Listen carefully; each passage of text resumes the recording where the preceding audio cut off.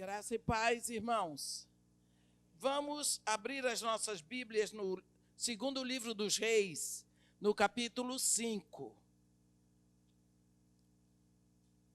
Segundo livro dos Reis, capítulo 5, começando do primeiro versículo, onde está escrito assim: Naamã, comandante do exército do rei da Síria, era grande homem diante do seu senhor e de muito conceito, porque por ele o Senhor dera vitória à Síria.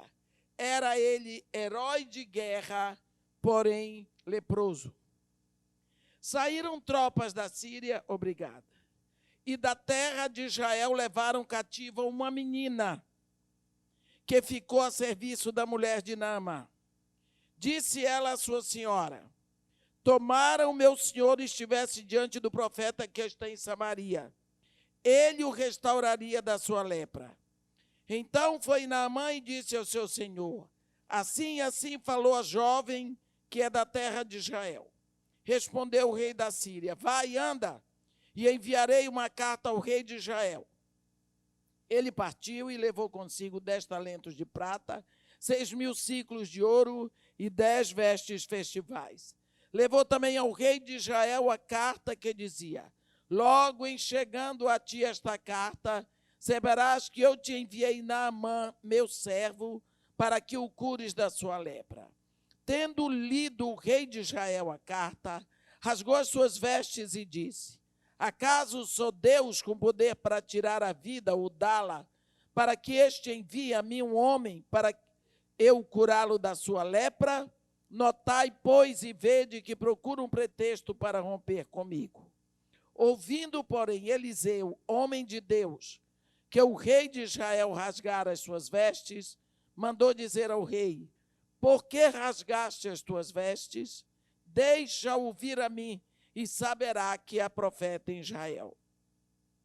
Veio, pôs na mão com os seus cavalos e seus carros, e parou à porta da casa de Eliseu. Então Eliseu lhe mandou um mensageiro dizendo: Vai, lava-te 7 vezes no Jordão, e a tua carne será restaurada e ficarás limpo. Naamã, porém, muito se indignou e se foi, dizendo: Pensava eu que ele sairia ter comigo, por-se-iria de pé, invocaria o nome do Senhor seu Deus, moveria a mão sobre o lugar da lepra e restauraria o leproso. Não são, porventura, Abana e Farfar, rios de Damasco, melhores do que todas as águas de Israel? Não poderia eu lavar-me neles e ficar limpo? E voltou-se e se foi com indignação. Então chegaram a ele os seus oficiais e lhe disseram: Meu pai, se te houvesse dito o profeta alguma coisa difícil, acaso não a farias? Quanto mais, já que apenas te disse: Lava-te e ficarás limpo. Então desceu e mergulhou no Jordão 7 vezes, consoante a palavra do homem de Deus, e a sua carne se tornou como a carne de uma criança e ficou limpo. Voltou ao homem de Deus, ele e toda a sua comitiva, veio, pôs-se diante dele e disse: Eis que agora reconheço que em toda a terra não há Deus, senão em Israel. Agora, pois, te peço, aceites um presente do teu servo. Porém, ele diz: Tão certo como vive o Senhor em cuja presença eu estou, não o aceitarei. Instou com ele para que o aceitasse, mas ele recusou.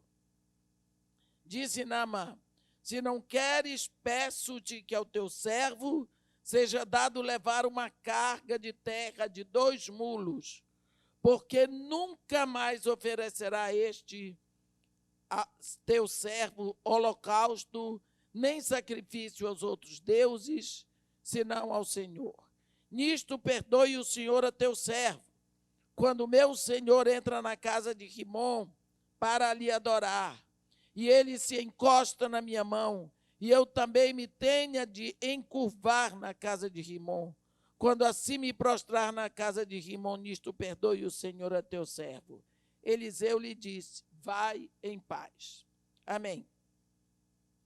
Aqui nós vamos centralizar a nossa atenção para o trabalho de uma menina. A Bíblia diz que se trata de uma menina e em torno do trabalho dela, do caráter dela, do chamado dessa menina, nós vamos ver o que Deus vai fazer.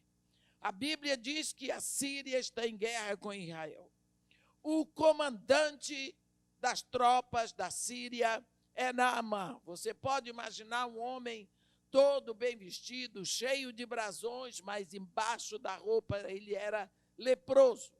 E naquela época a lepra não tinha cura. Eles vieram, fizeram guerra com Israel e os soldados resolveram como que sequestrar uma menina, uma mocinha, para levar para Israel, para a Síria, e essa menina foi ser a escrava da mulher do comandante, do general Naamã. Lá em Israel, os leprosos eram tirados do convívio das pessoas. Eles eram colocados fora da cidade, porque a lepra era considerada uma doença horrível. Agora, essa menina, nós podemos ver a dor que ela está sentindo, porque ela foi arrancada da pátria dela, da língua, dos costumes, da família. Então, a gente pode ver um rompimento horrível que acontece na vida dessa mocinha. Ela é levada agora como escrava. Ela pode imaginar a família dela chorando, sofrendo, mãe, pai, irmãos, e a família também imaginando o que é da minha filha que os soldados levaram. Eles não levaram uma menina porque a amavam. Eles levavam uma menina como abuso. Eles se sentiam vitoriosos e eles levaram a menina para abusar daquela família, para mostrar que eles tinham força, para mostrar que eles eram vencedores na guerra. E nós não sabemos que tipo de abuso essa garota sofreu na mão daqueles soldados. Mas, com certeza, eles não a levaram para tratá-la com carinho. A Bíblia diz: saíram tropas da Síria e da terra de Israel, levaram cativa uma menina que ficou a serviço da mulher de Naamã. Então, eles tomaram a menina à força, levaram contra a vontade dela, não adiantou chorar, não adiantou gritar, nem espernear, ela foi arrancada e foi levada. E nós não sabemos que outro tipo de abuso essa menina sofreu, além do abuso físico e emocional de ser levada contra a vontade. Mas, quando essa menina chega dentro da casa do general, de tudo o que ela estava sofrendo, ela deve ter ficado apavorada, porque ela descobriu que o patrão dela, o dono da casa, era leproso. Que depois de tudo o que ela tinha passado, ela habitava dentro de uma casa onde havia leproso. Então, isso deve ter sido horrível para ela. Que experiência horrível. E agora, ela tem uma chance de olhar para aquele homem que lhe fez tão mal e dizer: vai morrer. Porque está com lepra, vai morrer. Porque a lepra não tinha cura. A lepra era uma condenação à morte. Em vez disso, essa menina que agora tinha o direito de se vingar, de ver morto aquele que lhe fez tanto mal, de ver aquela família que a escravizou sofrendo, ela se levanta, abre a boca e indica o caminho da vida para ele. Ela fala para a sua patroa: olha, quem dera tomara o meu senhor estivesse diante do profeta que está em Samaria. Ele o restauraria da sua lepra. Ela indicou o caminho da cura. Ela estava dizendo: lá em Samaria tem um homem de Deus que cura a lepra. ela estava dizendo para sua esposa: seu marido não precisa morrer, ele pode viver, ele pode ser curado da sua lepra. Essa mulher contou para o marido falou para o rei da Síria, o rei da Síria escreveu uma carta para o rei de Israel e mandou Naamã: vai para Israel em busca da tua cura. E ele se preparou todo, levou vestes festivais, levou, a Bíblia diz, 6.000 talentos de ouro, 10 talentos de prata, e se mandou com os seus homens. Chegou lá, ele se apresentou ao rei de Israel e entregou a carta. E o rei de Israel, quando viu aquilo, disse: aqui, ó, o rei da Síria está procurando um modo de armar mais uma guerra conosco.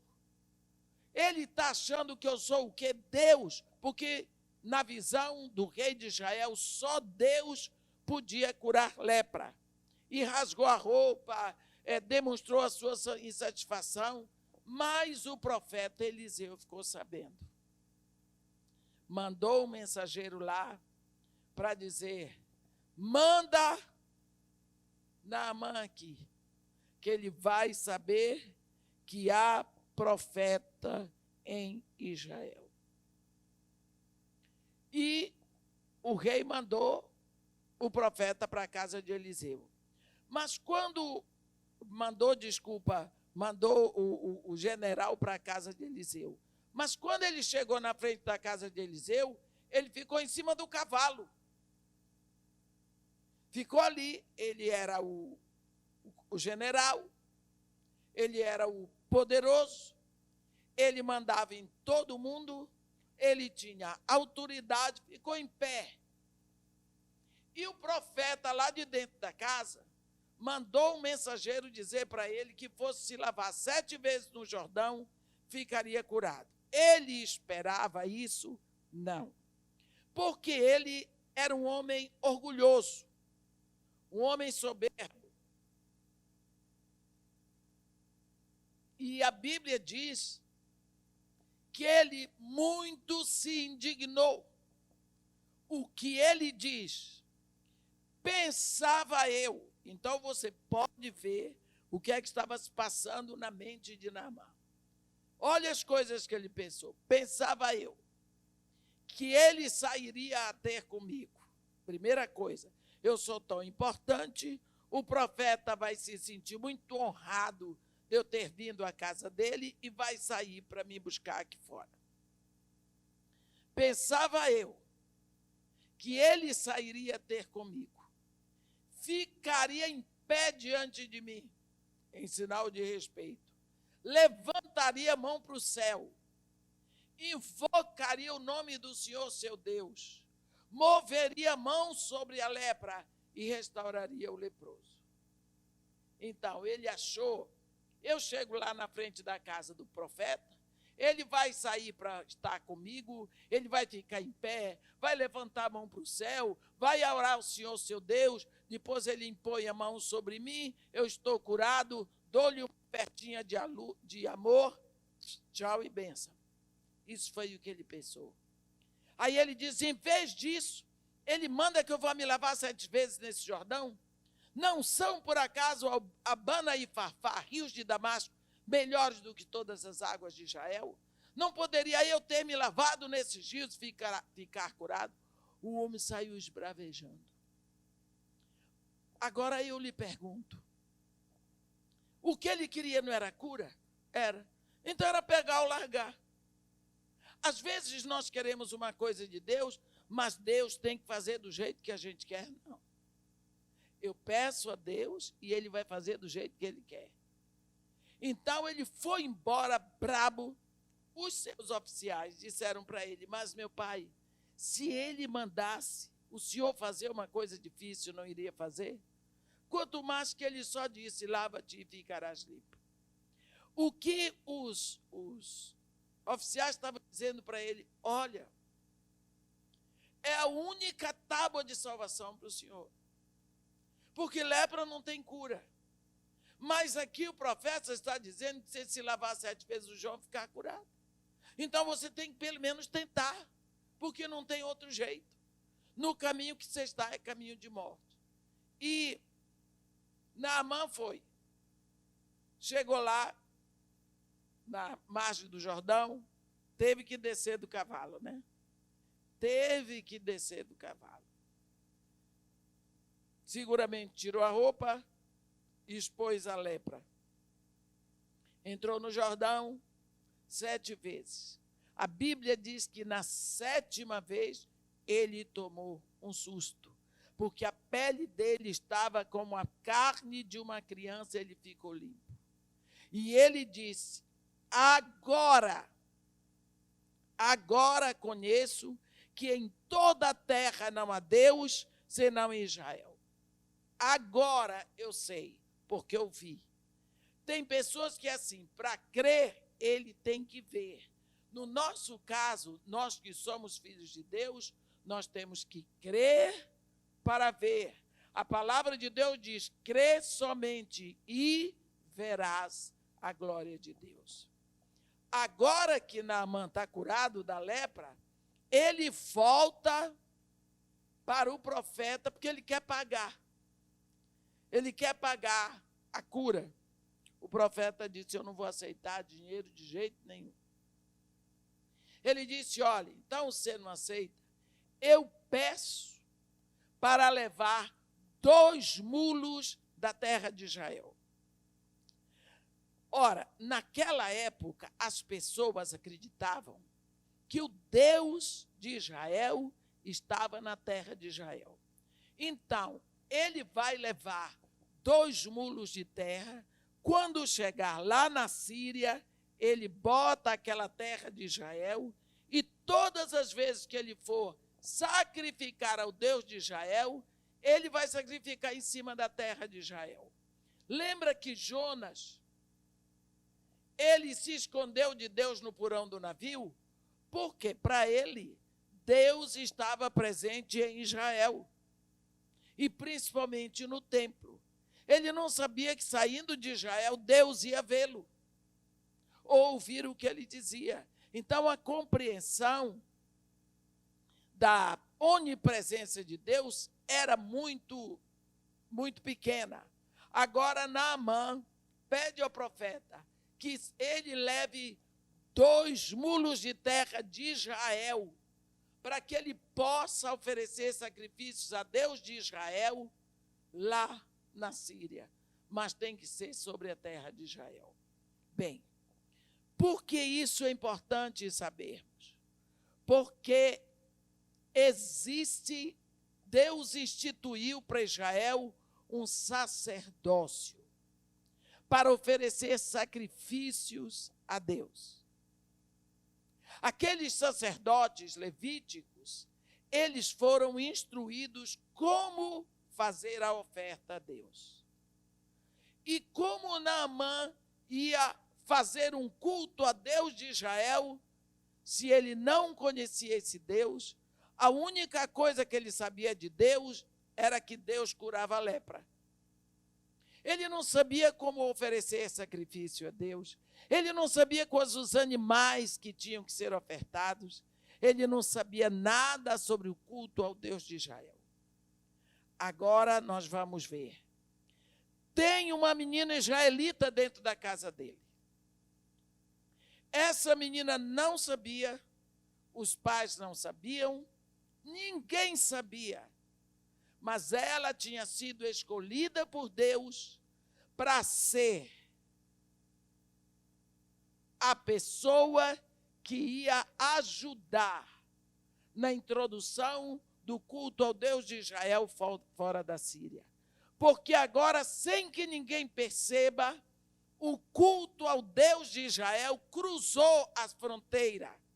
Antes, o Deus de Israel era cultuado só em Israel, mas agora o culto ao Deus de Israel sai de Israel e atravessa para a Síria. Então, agora essa menina vê o chamado dela, porque Deus a havia chamado para isso, mas ela não sabia. Quantas vezes você também, com essa idade que você tem, você pensa: mas Deus ainda não tem nada para mim. Abre o olho. O nosso Deus não bota prego sem estopa. Ele chamou sim. Deus tem um propósito na sua vida, e o propósito que Deus tem na sua vida é a qualquer momento estar usando você como canal da sua graça. Nós lembramos, quando Jesus Cristo foi batizado, ele sai de dentro do Jordão, fica às margens do Jordão, o Espírito Santo se materializa em forma de pomba e vem sobre a cabeça de Jesus. O Pai abre a boca e diz: este é o meu Filho amado, em quem me comprazo. Por que Deus estava se comprazendo na vida de Jesus? Jesus Cristo não tinha começado o ministério, Jesus Cristo não tinha feito um milagre, não tinha feito nada.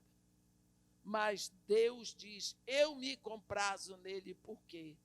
Por causa da qualidade de vida, por causa do estilo de vida, por causa do comportamento dele. Porque Deus se compraz em nós pela qualidade de vida que nós buscamos e não pelo que fazemos. Então Deus já se alegrava na vida de Jesus antes que ele tivesse começado um ministério.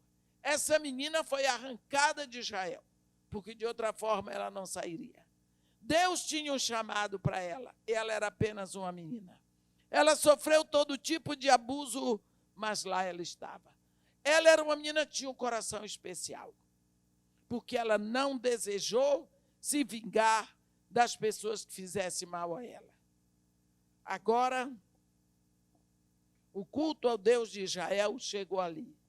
Como Naamã vai cultuar ao Deus de Israel se ele não sabe nada? Quem vai dirigir todo o culto é aquela menina. Quem vai direcionar a adoração ao Deus de Israel na terra da Síria é aquela menina. Ela passa do status de escrava para líder espiritual dentro daquela casa, naquela nação. Então, do modo como ela começou, nós pensamos, ela vai ser escrava a vida toda. Quem sabe o que vai fazer com você é Deus. Quando ele formou você no ventre da sua mãe, ele já tinha o propósito certo para você ser igreja do século 21. Deus já tem um chamado para cada um. Você vê quando ele fala com o profeta Jeremias, ele diz: Jeremias, antes que eu te formasse no ventre da tua mãe, eu te conheci. E antes que tu saísses da madre, eu te consagrei e te constituí profeta às nações. Então, a mãe de Jeremias não sabia, nem o pai, mas o que ela tinha dentro do ventre dela era um profeta já consagrado, constituído por Deus. Logicamente, o menino não sabia, mas a mãe não sabia, nem o pai, mas Deus já tinha feito, porque é Deus que forma o filho no ventre da sua mãe.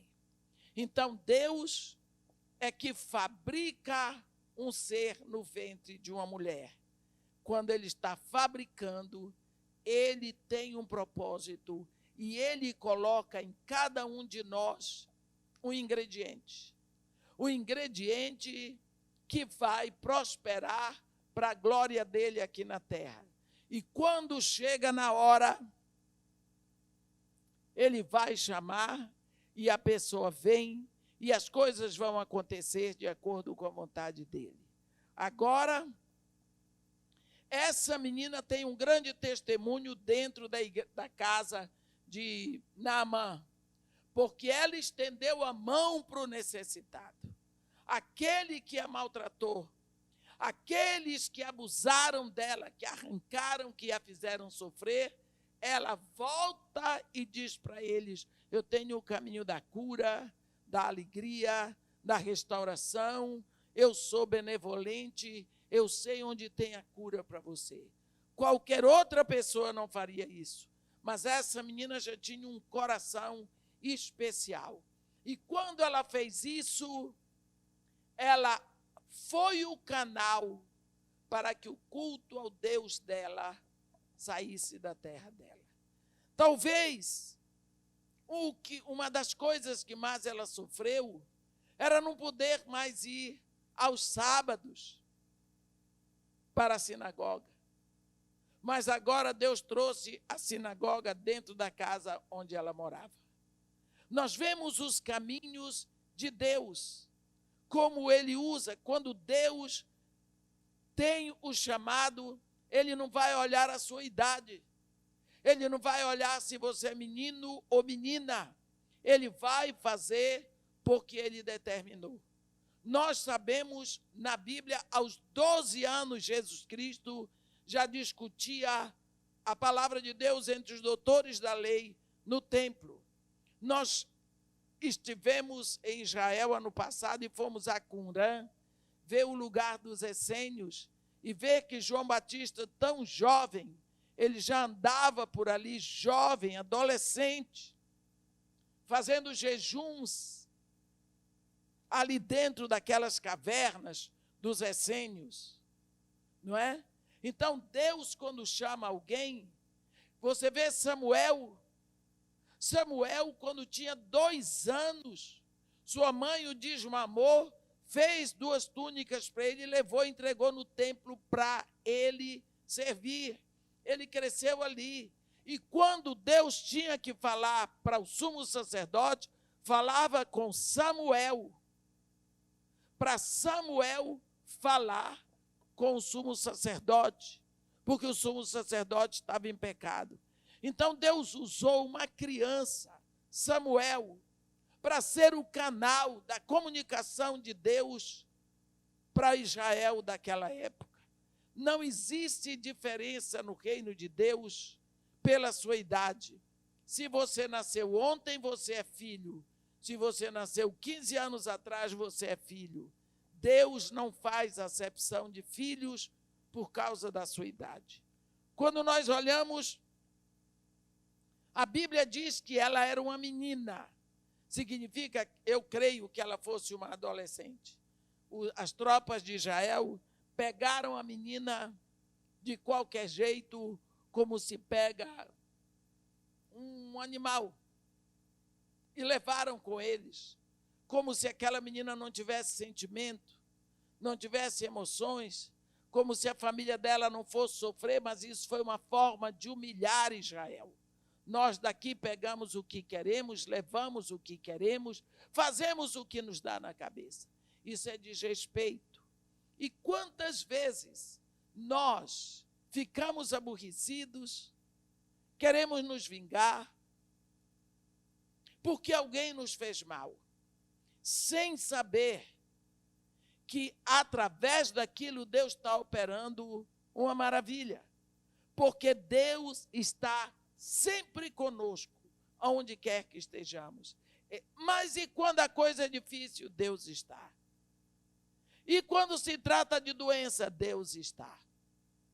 E quando se trata de morte? Deus está. Deus está sempre ao nosso lado como um poderoso guerreiro. E quantas vezes nós temos visto ultimamente jovens que estão se perdendo porque não aceitam a vida como ela é. Às vezes tem divórcio na família, às vezes o pai sai de casa, nunca mais volta, às vezes a mãe morre por alguma doença. Isso tudo acontece enquanto nós estamos neste mundo, mas não podemos dizer que Deus não viu, que Deus não sabe. Mas por que Deus não impede? Porque Deus não tem sofrimento para dar a ninguém. O sofrimento, ele vem oriundo do pecado. Porém, Deus, já que veio o sofrimento, ele usa o sofrimento para fazer uma obra magnífica na vida de cada um de nós. Magnífica. Outro dia eu estava me lembrando, eu estava na casa de um pastor, que a menina dele estava muito braba, porque o aniversário dela não ia ser como ela queria. Então, ela resolveu que ou faziam como ela queria ou não fazia. Eu estava lá. Eu estava ouvindo aquela conversa. Eu não podia me meter, porque não era da minha conta, não era minha família. Se fosse filho meu, não ia fazer aquilo que ela estava fazendo, porque eu não tenho obrigação de festejar aniversário de filho, quanto mais ainda fazer do jeito que o filho quer. Não tem isso. Tem que pedir, por favor, saber se é possível, porque nem sempre é possível. E eu vivo no meio de crianças que muitas vezes não tem o que comer, que o pai está morrendo porque não tem dinheiro para comprar remédio. Então, eu vivo essa realidade. Portanto, eu estava ali vendo e pensando, quando eu tinha a idade dessa menina, eu nunca tinha tido um bolo de aniversário. Aí eu comecei a me lembrar de uma série de coisas. Eu nunca fui a uma festa de formatura. Eu não tinha um maiô nem um biquíni para ir à praia. Eu não tinha quem me desse parabéns. Eu comecei a lembrar. Não ia à praia, festa, e eu nunca fui a uma. Não tinha. Eu nunca reclamei. Porque a realidade era aquela. Nunca reclamei. Eu acho que acostumei com isso. Até hoje eu fujo de festa de aniversário. Não sei se fiquei, meu filho diz que eu fiquei traumatizada. Acho que eu fiquei acostumada. Se eu conseguir sobreviver bem, eu estou com 75 anos, sem ter tido um bolo de aniversário, é agora que eu vou precisar. São passados 75 aniversários, sem ter bolo, agora eu vou precisar. Significa que eu vivo muito bem sem bolo de aniversário. É pecado ter bolo de aniversário? Não. É agradável. É alegre. Reúne todo mundo e canta parabéns e come, depois vai fazer dieta. O grande problema é que nós não podemos depender disso. Se eu não tenho o bolo, eu fico aborrecido, eu fico traumatizado, eu fico com depressão, eu fico revoltado, eu não aceito. Por quê? Quem é você? O que foi que você trouxe quando nasceu? A graça de Deus. E você sabe lá o que é que Deus está fazendo na sua vida, na hora que você não tem o bolo de aniversário, na hora que você não tem o celular que você escolheu? Você sabe o que é que Deus está arrumando? Quando aquela menina foi arrancada da sua família, da sua pátria, da sua cultura, da sua língua, ela não sabia que Deus, naquilo, tinha uma arrumação de algo muito maior. E por causa disso, hoje nós estamos falando dela. Assim você não sabe o que Deus está arrumando atrás disso. Você não sabe o que Deus está preparando. A Bíblia diz, nem olhos viram, nem ouvidos ouviram, nem coração nenhum foi revelado aquilo que Deus tem separado para aqueles que o amam. A sua vida está na mão de Deus, e quando Ele estava tecendo você no ventre da sua mãe, Ele foi colocando ingredientes que nós chamamos de dons ou talentos que vão frutificar na sua vida para a glória dEle. É assim que uma pessoa nasce e é bem diferente da outra, não só fisicamente. É assim que irmãos são tão diferentes, porque a cada um Deus distribui segundo lhe apraz.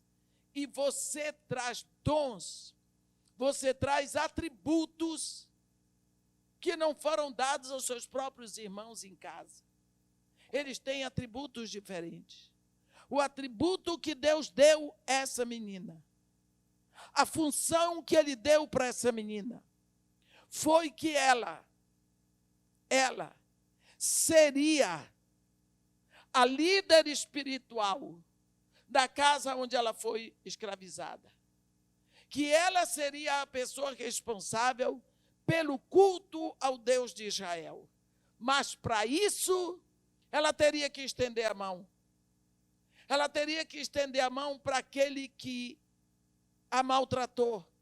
Se ela não perdoasse Naamã, se ela não tivesse usado de bondade para com ele, ele não iria a Israel para ser curado, para trazer terra de Israel, para ver culto ao Deus dela, ali onde ela estava.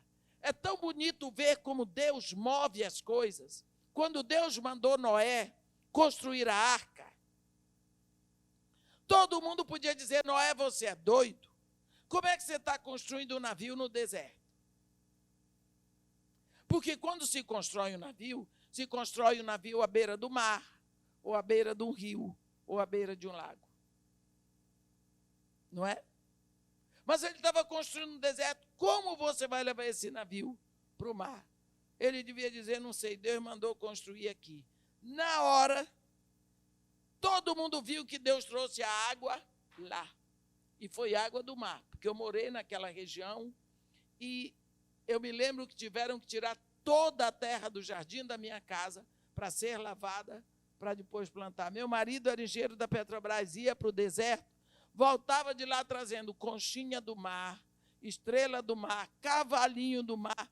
Tudo isso ele trazia, porque eles vão perfurar petróleo e eles encontram a areia.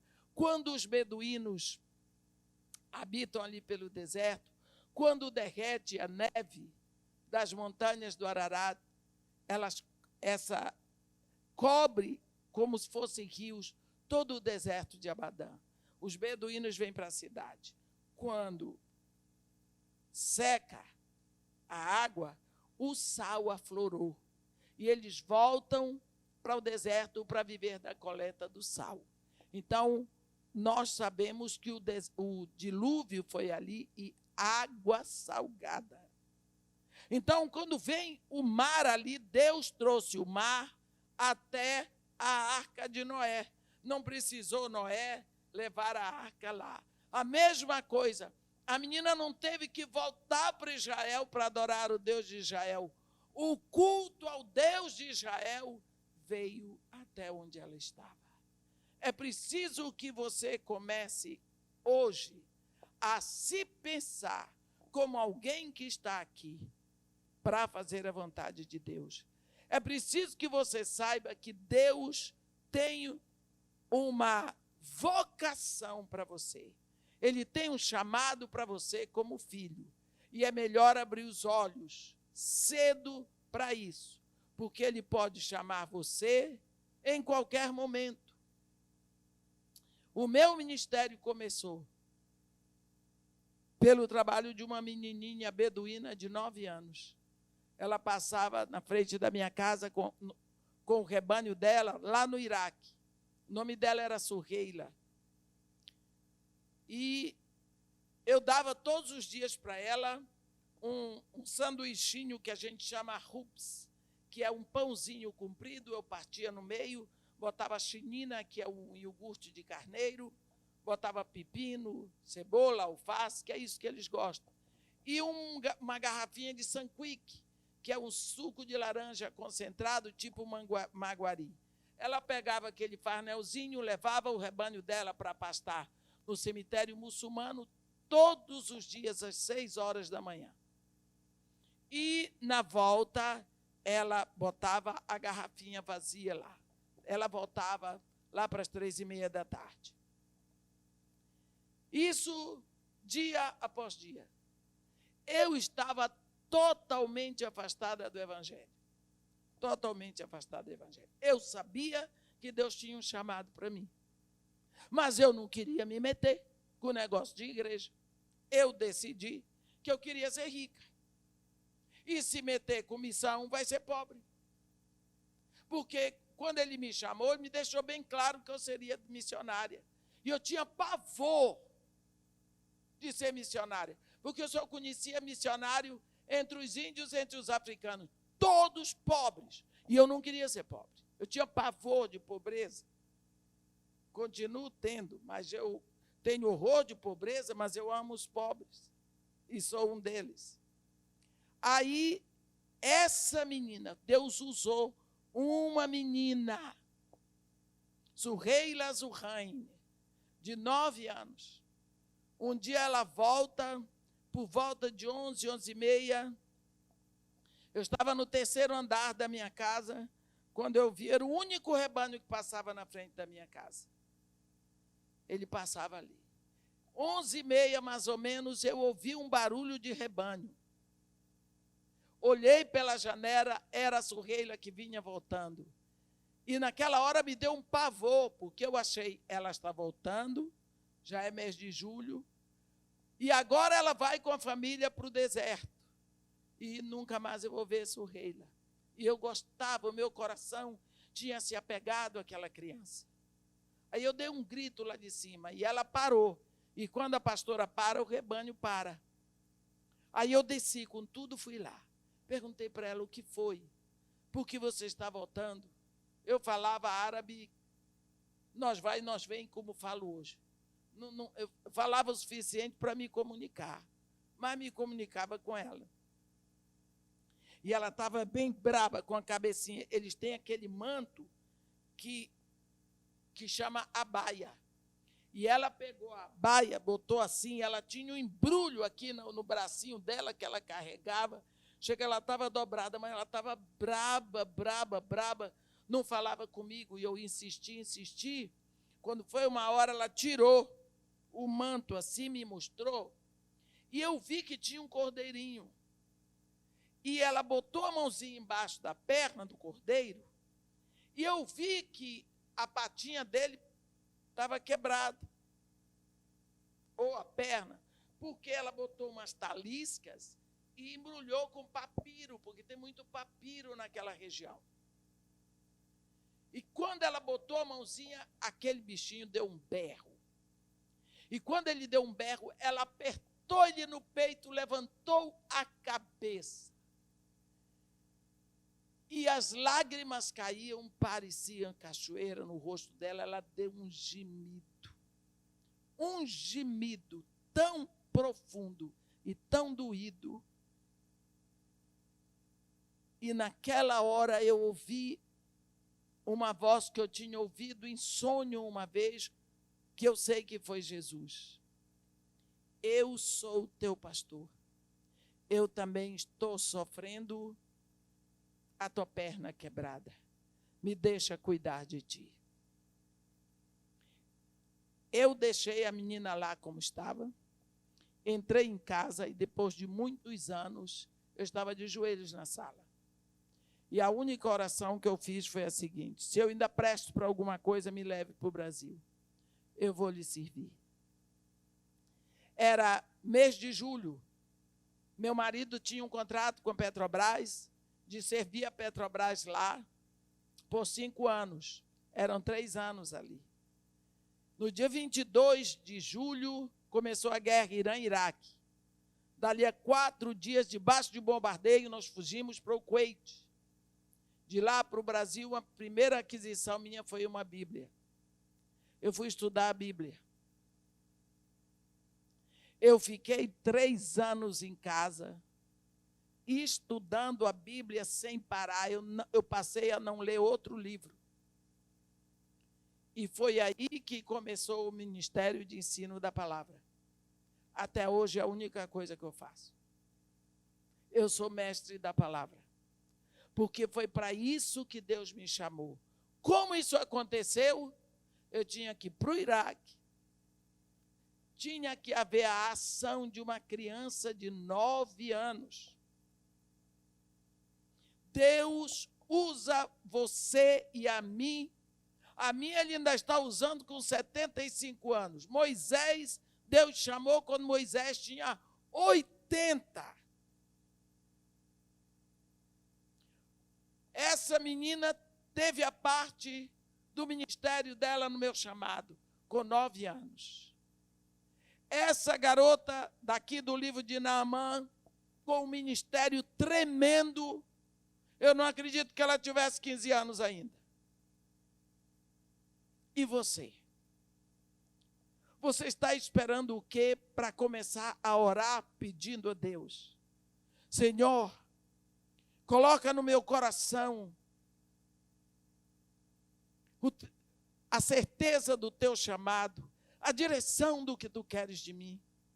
Eu tenho vontade de te servir, mas não sei como. Dá a minha direção. Abre as portas para que eu seja útil para a tua igreja aqui na terra. Amém? Então, eu queria orar por vocês nesse momento. Senhor Deus, nosso Pai, o Senhor faz todas as coisas convergirem para o bem daqueles que lhe amam. Nesse momento nós estamos aqui. A grande maioria dos teus filhos aqui é de meninos e meninas adolescentes. Mas nós queremos neste momento te pedir, ó Pai, crendo que o Senhor tem um chamado para cada um deles, como teus filhos. O Senhor podia ter colocado esses meninos para nascerem no século XVIII, ou XVII, ou mesmo no primeiro século da era cristã. Mas o Senhor quis que eles estivessem aqui agora, para eles serem a igreja do século XXI. Neste momento nós pedimos, Senhor, cerca-os com os teus braços eternos. Coloca o teu fogo em volta deles, Senhor. Impede que eles venham a pisar em alguma armadilha do maligno. Fortalece o coração e as mentes desses meninos, com a inspiração do teu Espírito Santo. Dá a eles a direção do teu amor, da tua misericórdia, da tua graça. Faz com que eles vivam para a glória do teu nome. Resplandece sobre eles o teu rosto. Dá-lhes a tua paz. Dá a eles a certeza do seu chamado. Dá a eles a certeza que o Senhor está ao seu lado como um poderoso guerreiro. Faz com que eles levem vidas separadas do mundo. Que eles sejam um resplendor da tua glória onde quer que eles estejam. Isto é o que nós pedimos. Já te agradecendo em nome de Jesus. Amém.